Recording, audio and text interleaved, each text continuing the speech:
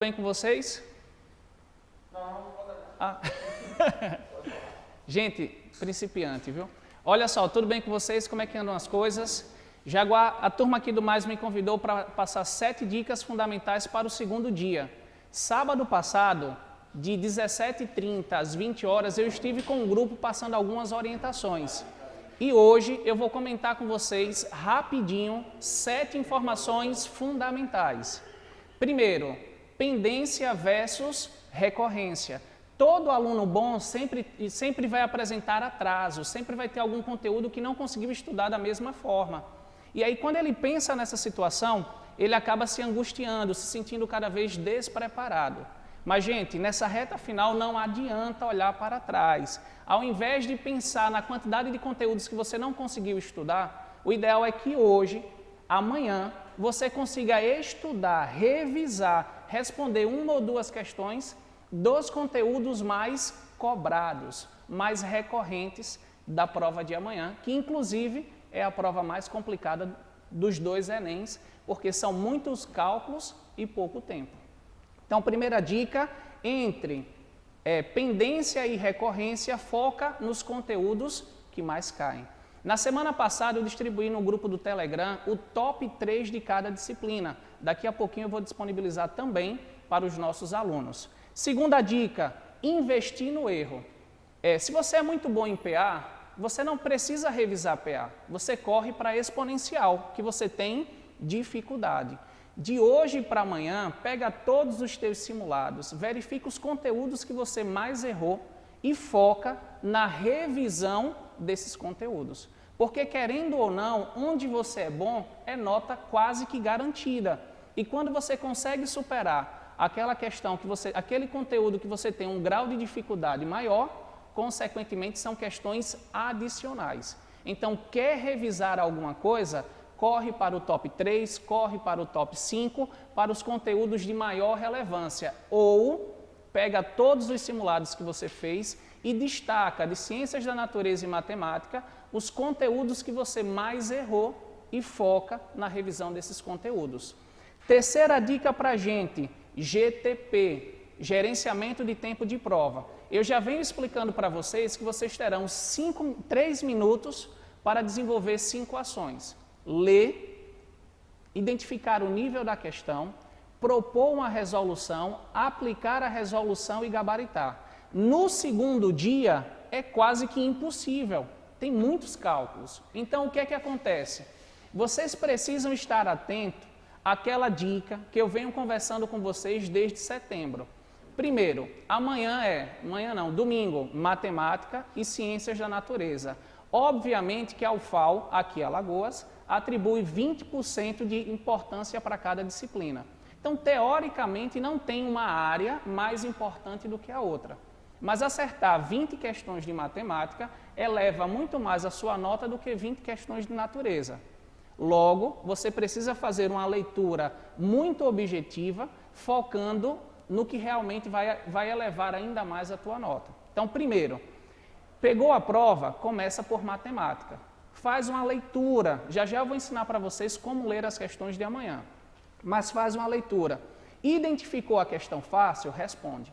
Identificou a questão média? Marca com um Mzinho, mas não responde. Por quê? A questão fácil é aquela que no olho você responde.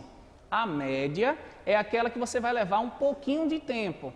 E quando você identificar a questão difícil, marca lá um Dzinho e pula. E faz a leitura da prova de matemática focando nas questões fáceis. Terminou a primeira volta na prova de matemática, pula para a natureza. E em natureza vocês vão atribuir o mesmo princípio, as fáceis.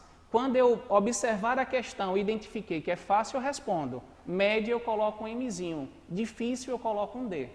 Faço isso na prova de natureza. Agora que eu já consegui responder as questões fáceis, que são as principais questões para o Enem, porque o seu saldo é muito mais importante do que você focar em questões difíceis, agora você volta para a matemática e faz o checklist nas médias e responde todas as questões médias de matemática. Depois, as questões médias de ciências da natureza. Ultrapassou o primeiro nível, que são as fáceis, ultrapassou o segundo nível, que são as médias, o que é que você vai fazer agora? Você vai ponderar todo o seu desenvolvimento. E se você se sentir confiante e percebeu que nessas duas primeiras voltas o seu desempenho foi bom, aí você investe nas difíceis. Lembrando que não pode chutar de qualquer jeito e daqui a pouco eu também vou te ensinar. Aí sim você dá o último passo, porque você tem uma garantia de que no seu desenvolvimento você está com o TRI do seu lado. Você acertou as fáceis, investiu nas médias e agora, enfim, vai responder as difíceis. Lembrando que as difíceis com um tempo menor. Logo, você não fere o seu TRI para tentar só projetar um pouco mais a tua nota. Quarta dica, foco no peso. Eu disse para vocês que a prova de matemática gera uma pontuação maior do que a prova de natureza. Também eu não posso deixar de dizer para vocês que natureza são 254 conteúdos e matemática 50. Então você tem ali química, física e biologia com a maior gama de conteúdos, porém para o segundo dia com uma importância um pouco menor do que matemática. Mas vamos ser sinceros, né, gente? Quando eu penso num curso concorrido, eu não posso caprichar em matemática e ser meia boca em natureza. Quando eu penso no curso como medicina, onde o meu platô de acerto precisa estar mais ou menos entre 37 e 39 questões nas 4 áreas. Por ordem de relevância, nós temos redação como principal disciplina do processo, depois matemática, depois natureza, humanas e linguagens. Mas pensando amanhã, relevância maior, matemática. Dedicação maior, matemática. Depois, natureza. Mas naquele checklist, fáceis, médias, por último as difíceis. Mais uma informação, gente. Quando nós pensamos na prova de amanhã, para um curso como medicina, vocês têm que acertar em média de 39 questões em matemática, média de 38 questões em natureza. Isso pensando numa concorrência nacional. Quando a gente vem um pouquinho aqui para Alagoas, a gente pode estar ali numa zona de conforto de 33 a 36 questões. Lembrando que em matemática sempre um pouco mais de acertos do que natureza. Então, foco no peso. Matemática fáceis, natureza fáceis. Matemática médias, natureza médias. Percebi que dá para investir nas difíceis, aí a gente vem matemática difíceis, depois ciências de natureza difíceis. Quando a gente abre o site do INEP, nós encontramos um exemplo de 2 alunos. Um só acertou fáceis e médias, o outro acertou fáceis e difíceis. E a diferença de um para o outro é de quase 40 pontos. Então, não é um processo seletivo que quer que você detone nas questões difíceis, mas muito mais que você garanta as questões fáceis. Depois, as médias. Depois, TRI. Preste atenção, gente. Não adianta perder tempo com questões. Domingo é uma prova muito mais objetiva. Então, querendo ou não, você tem que lembrar fáceis, médias, difíceis. Ah, Stefano, eu amo logarítmica, mas é um conteúdo que geralmente muitos alunos erram. Para investir nessa questão, eu preciso ponderar um pouquinho. Estequiometria com termoquímica. Vou investir? Se você prestar atenção, são os conteúdos que os alunos têm uma determinada dificuldade, assim como equilíbrio. Então, você não pode olhar as suas habilidades, você tem que olhar ao redor. Existem conteúdos que eu tenho uma boa assimilação, mas eu sei que os meus concorrentes, na maior parte das vezes, não. Então, eu só deixo para investir mesmo sabendo da questão, se eu tiver certeza. Então, peso, TRI e chute. Olha só, o Enem não é uma prova de chute. Se for chutar, geralmente vocês vão chutar as questões difíceis. Mas para chutar uma questão, vocês precisam desenvolver 2 técnicas. Primeiro, a teoria da exclusão. Quando você lê as alternativas, você consegue entender que algumas coisas não combinam com o contexto. Então, você já exclui. Depois, você vai ficar ali em torno de 2 a 3 alternativas, o ideal que 2. E o Enem, ele valoriza a minha segunda dica de chute, o gabarito homogêneo. Eu já excluí aquelas alternativas que eu sei que são discrepantes, agora eu vou investir no gabarito. Então, eu pego 5 questões para cima e 5 questões para baixo e vou encontrar a média de alternativas. Então, eu deixei a letra A e a letra B. E percebi que nas 5 alternativas de cima e nas 5 alternativas de baixo, tem muito A. Então, eu devo investir na B. Lembrando que eu já falei para vocês, o Enem não é uma prova de chute. É comum que amanhã, domingo, vocês acertem 60 questões e queiram chutar 30. E quando fizerem isso, a nota vai cair drasticamente. A gente chuta 5, 7 questões e chuta utilizando a regra da exclusão ou o gabarito homogêneo. Se você chutar A, B de bom, D de Deus, C de Cristo, A de amor, chutar aleatoriamente, você vai ferir o seu TRI e são 30, 40, 50 alunos na sua frente, porque você não teve paciência de ponderar quais alternativas apareceram mais nas 5 anteriores e nas 5 sequentes, ou, nesse caso, você não conseguiu retirar aquelas alternativas que na cara você identifica, ó, está errado. Aí nós temos o tempo. Como ler uma questão? Como propor uma resolução com muitos cálculos? Gente, a questão do Enem ela tem 3 componentes: contexto, comando e alternativas. Nas alternativas, 4 distratores, 1 correta. Geralmente, um dos distratores é verdade, mas não tem link com o contexto. O que é que eu vou fazer no domingo? Eu não vou olhar para o gráfico, eu não vou olhar para o enunciado, eu vou focar no comando. Depois que eu realizar a leitura do comando e entender o que aquela questão quer, aí eu volto para o contexto, aí eu vou observar o gráfico, aí eu vou para a figura, porque eu já sei o que a questão quer. Então, depois que eu tenho o comando, eu vou para o contexto e volto para as alternativas. Não sejam principiantes. Eu não vou ler um texto desse tamanho ou olhar uma figura do qual eu não sei qual a relação com a questão, para depois de eu estar no comando ter que voltar voltar para uma prova que você, em 5 horas, não conseguirá fazer se não tiver um GTP ideal, como algumas das informações que eu estou passando para vocês. Então, gente, tempo, domingo, comando, e no comando você já identifica se a questão é fácil, média ou difícil, se vale a pena investir ou deixar para lá. Depois, contextualização, por último, alternativas. 6ª dica, missão impossível.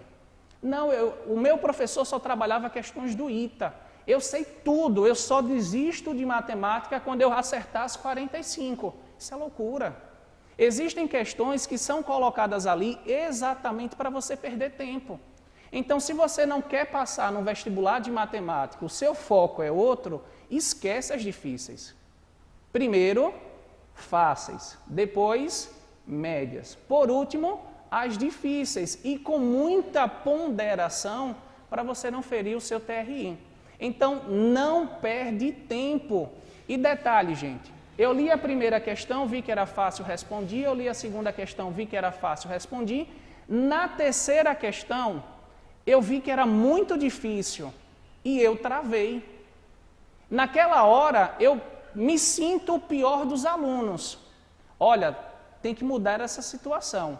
Eu já trabalhei com uma aluna que numa determinada prova de química, a primeira questão era de calorimetria, que a química trabalha, mas é muito mais específico de física. E aí, quando ela viu aquela primeira questão de física, ela não conseguiu mais fazer a prova. Isso não pode acontecer domingo. A gente sabe que o segundo dia do Enem é muito mais complicado do que o primeiro. Que as questões difíceis do segundo dia e ciências da natureza, mesmo com uma relevância um pouco menor do que matemática, elas vão trazer alguns fenômenos que irão dificultar bastante o seu desempenho. Então, nesse caso, o que é que acontece? Stefano, quais assuntos são considerados difíceis em matemática? Olha só, a Duda é uma aluna do nosso curso, né? Então, daqui a pouquinho, Duda, eu vou estar publicando para vocês as disciplinas, os conteúdos de maior relevância e a porcentagem de recorrência deles e vou destacar os conteúdos mais difíceis. Não tem como estar trabalhando aqui, até porque eu tenho um tempo limitado, mas daqui a pouquinho o Jaguar vai estar aqui, então, cobra do Jaguar, que ele é o perito da área, né?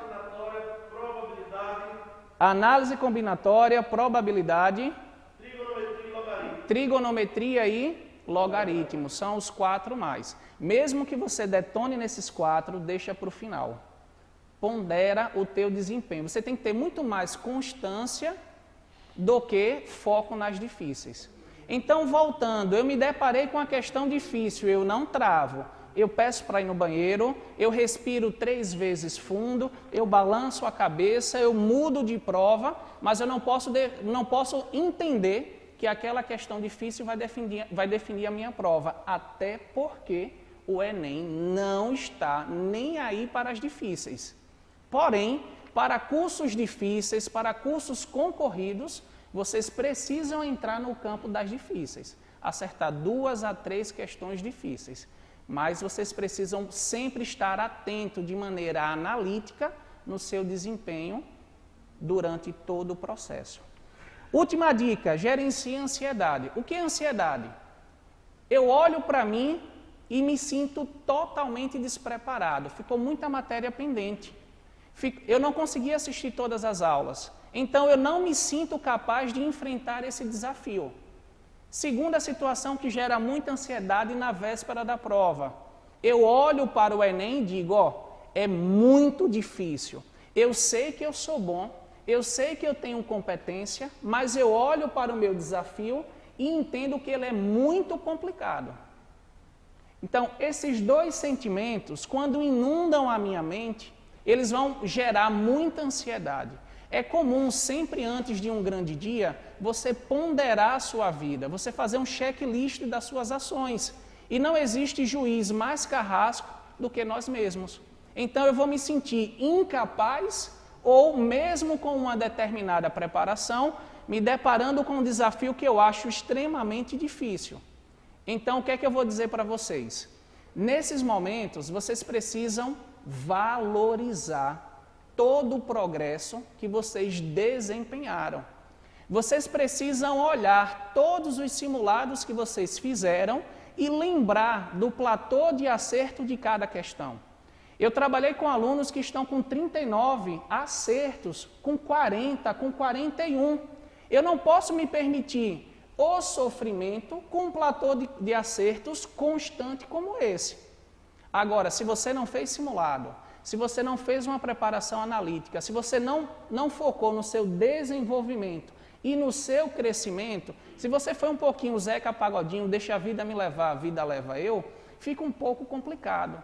Mas toda pequena vitória que você conquistou mês a mês, com pandemia ou sem pandemia, precisa ser lembrada no momento da ansiedade, para que você diga para você mesmo, não, eu tenho 35 acertos, eu tenho 37 acertos, eu tenho 40 acertos, eu cheguei a um platô de aprovação e eu consegui ficar nele.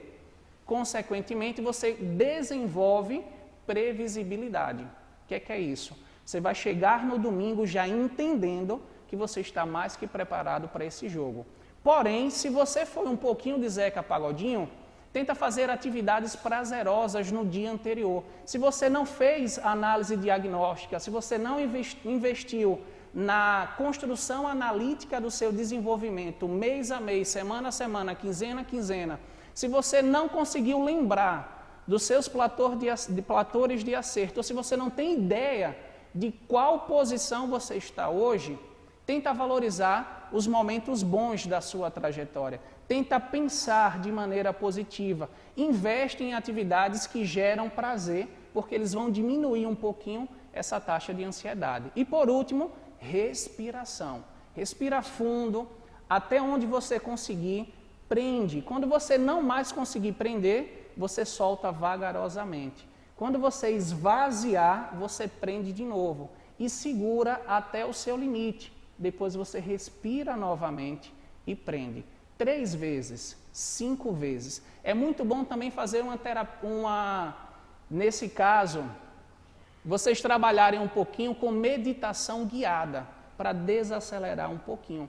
São os mecanismos, mas um aluno que fez a sua construção analítica sabe qual a quantidade de acertos que ele tem em matemática, em ciências da natureza, ele já tem respaldo para falar para ele mesmo: eu estou pronto, eu sou capaz, e amanhã não é o grande dia, amanhã é o primeiro dia da busca do meu sonho. Então, gente, estamos juntos, viu? Agradecendo aqui a galera do Mais, agradecendo a atenção de vocês, vamos trabalhar para isso, viu? Boa prova, arrebentem amanhã. Domingo.